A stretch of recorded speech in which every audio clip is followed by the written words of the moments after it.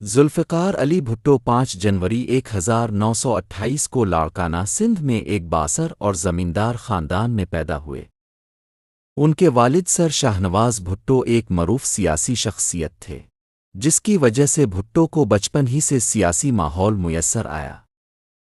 انہوں نے ابتدائی تعلیم کراچی اور ممبئی سے حاصل کی، جبکہ اعلیٰ تعلیم کے لیے امریکہ کی یونیورسٹی آف کیلیفورنیا برکلے اور بعد ازاں برطانیہ کی آکسفورڈ یونیورسٹی گئے، جہاں سے انہوں نے قانون کی ڈگری حاصل کی۔ بھٹو نہایت ذہین، بااعتماد اور قائدانہ صلاحیتوں کے حامل طالب علم تھے، جس نے بعد میں ان کی سیاسی زندگی میں اہم کردار ادا کیا۔ ذوالفقار علی بھٹو نے 1951 میں نصرت بھٹو سے شادی کی، جو ایرانی نژاد خاندان سے تعلق رکھتی تھیں۔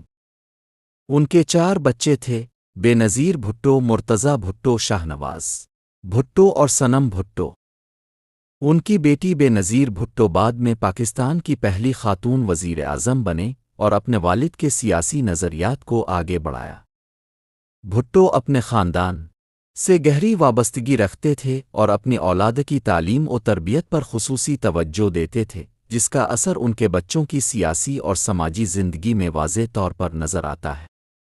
ذوالفقار علی بھٹو پاکستان کے ایک انتہائی اہم اور بااثر وزیر اعظم رہے، جنہوں نے 1971 سے 1977 تک ملک کی رہنمائی کی۔ ان کا دور پاکستان کی تاریخ میں ایک نازک دور تھا، کیونکہ 1971 میں سقوط ڈھاکہ کے بعد ملک شدید سیاسی اور نفسیاتی بحران کا شکار تھا۔ بھٹو نے اقتدار سنبھالتے ہی قوم کو یکجا کرنے، ریاستی اداروں کو بحال کرنے اور عوام کا اعتماد بحال کرنے کی کوشش کی۔ انہوں نے اسلامی سوشلزم کا نظریہ پیش کیا اور غریب عوام کو سہولت فراہم کرنے کے لیے مختلف اصلاحات کیں۔ بھٹو کے دور حکومت کا سب سے بڑا کارنامہ 1973 کا آئین ہے، جو آج بھی پاکستان کا متفقہ آئین مانا جاتا ہے۔ اس آئین نے ملک میں پارلیمانی نظام کو مستحکم کیا اور بنیادی حقوق کی ضمانت فراہم کی۔ علاوہ ازیں بھٹو نے صنعتوں، بینکوں اور تعلیمی اداروں کو قومی ملکیت میں لیا، جس کا مقصد معیشت پر ریاست کے کنٹرول میں اضافہ کرنا اور وسائل کی منصفانہ تقسیم کو یقینی بنانا تھا۔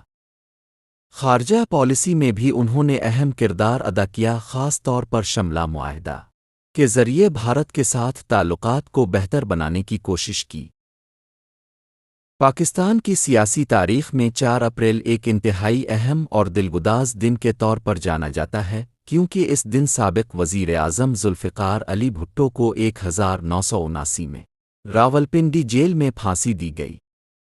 یہ دن نہ صرف ایک سیاسی رہنما کی قربانی کا دن ہے، بلکہ جمہوریت، عوامی حقوق اور سیاسی جدوجہد کی علامت بھی بن چکا ہے۔ بھٹو صاحب ایک دلچسپ شخصیت کے حامل تھے، جنہوں نے پاکستانی سیاست میں ایک نئی زندگی پیدا کی اور عوام کو سیاسی شعور عطا کیا۔ ان کی وفات کو آج بھی ملک بھر میں غم، احترام اور سیاسی عزم کے ساتھ یاد کیا جاتا ہے۔ ذوالفقار علی بھٹو نے پاکستان پیپلز پارٹی کی بنیاد رکھی اور اس روٹی، کپڑا اور مکان کا نعرہ دیتے ہوئے عام آدمی کو سیاست کے مرکز میں لانے کا کام کیا۔ ان کی قیادت میں پاکستان نے 1973 کا متفقہ آئین حاصل کیا، جو آج بھی ملک کی آئینی بنیاد ہے۔ بھٹو صاحب نے خارجہ پالیسی میں بھی اہم کردار ادا کیا، اسلامی ممالک کو قریب لانے کی کوشش کی اور 1974 میں اسلامی سربراہی کانفرنس کا انعقاد کیا۔ ان کے دور میں ایٹمی پروگرام کی بنیاد رکھی گئی، جسے بعد میں پاکستان کی دفاعی قوت کا ایک اہم ستون سمجھا گیا۔ ذوالفقار علی بھٹو کی حکومت کو مختلف سیاسی اور معاشی چیلنجز کا سامنا بھی رہا۔ 1977 کے انتخابات کے بعد اپوزیشن جماعتوں نے دھاندلی کے الزامات عائد کیے، جس کے نتیجے میں ملک میں سیاسی بحران نے جنم لیا۔ اسی دوران جنرل ضیاء الحق نے مارشل لا نافذ کر دیا اور بھٹو صاحب کو گرفتار کر لیا گیا۔ 4 اپریل 1979 کو ذوالفقار علی بھٹو کو پھانسی دی گئی۔ بھٹو صاحب کی موت کو ان کے حامی ایک عدالتی قتل قرار دیتے ہیں۔ آج بھی 4 اپریل کو پاکستان بھر میں بھٹو صاحب کی برسی عقیدت و احترام کے ساتھ منائی جاتی ہے، خاص طور پر ان کے آبائی گاؤں گڑی خدا بخش میں بڑے تقریبات کا انعقاد کیا جاتا ہے۔ اس دن ان کے چاہنے والے سیاسی کارکنان اور رہنما جمع ہو کر ان کی خدمات کو یاد کرتے ہیں اور ان کے نظریات کی تجدید کرتے ہیں۔ ذوالفقار علی بھٹو کی شخصیت آج بھی پاکستانی سیاست میں ایک مضبوط حوالہ ہے اور ان کی جدوجہد جمہوریت کے لیے ایک مثال کے طور پر پیش کی جاتی ہے۔ ان کا نام تاریخ میں ہمیشہ ایک ایسے رہنما کے طور پر زندہ رہے گا جس نے عوام کے حقوق کے لیے آواز بلند کی اور اپنی جان کی قربانی دی۔